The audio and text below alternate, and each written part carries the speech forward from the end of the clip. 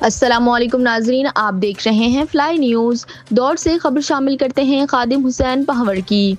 دوڑ میں مری برادری نے پولیس کے خلاف اور اپنے مسائل کے حل کے لیے مہران ہائی وے پر احتجاجی دھرنا دیا اور روڈ بلاک کر دیا۔ مظاہرین نے پولیس کے خلاف شدید نعرے بازی اور منشی اشرف مری کو فوری طور پر ہٹانے کا مطالبہ کیا۔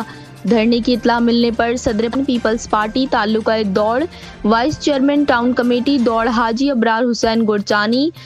نے دھرنے کی جگہ پہنچ کر مظاہرین کے مسائل سنے اور انہیں حل کرنے کی یقین دہانی کروائی۔ اس موقع پر سینئر نائب صدر حاجی نواب خان چانڈیو، نائب صدر سردار گل علی بھی ان کے ہمراہ تھے۔ دوسری جانب رابطہ کرنے پر ایس ایچ او دوڑ عبدالغفور نائچ اور ہیڈ محرر اشرف مری نے بتایا کہ مظاہرین منشیات فروشی میں ملوث ہیں اور منشیات فروشوں کے خلاف کارروائی پوری سندھ میں جاری کارروائیوں کا تسلسل ہے۔ انہوں نے بتایا کہ ان لوگوں پر ایریگیشن ڈپارٹمنٹ کی جانب سے پانی چوری کرنے کا مقدمہ بھی درج ہے۔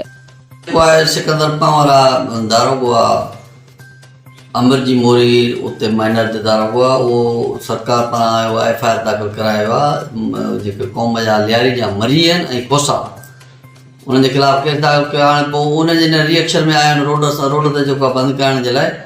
وہ بھئی اصل میں منشیات وغیرہ ہلائندا اگے میں تمام اڑو کیس داخل کیا جو منشیات جو کنگ سڈائیں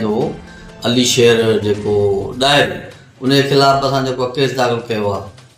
ہی بھی ان جاڑ میں منشیات وغیرہ ہلائندا ان کے منشیات ڈنینداسی ان جو یہ ایریگیشن والن جو مسئلو پانچ جگہ تے ایف آئی آر کرائے باقی جو روڈ تھے ان کے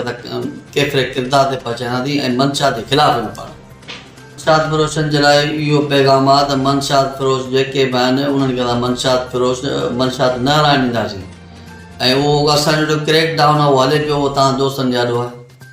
الحمدللہ جو امن مان برقرار آیا اگتے کوشش کیوں پیا تو برقرار رہندو ڈوارن کے لیے میسیج آ تو ڈواری جو پان مرادو پیش تھی جو اصل کے تھے تو قطعی نہ چھڑींदा کیس داخل کندو ان کے خلاف۔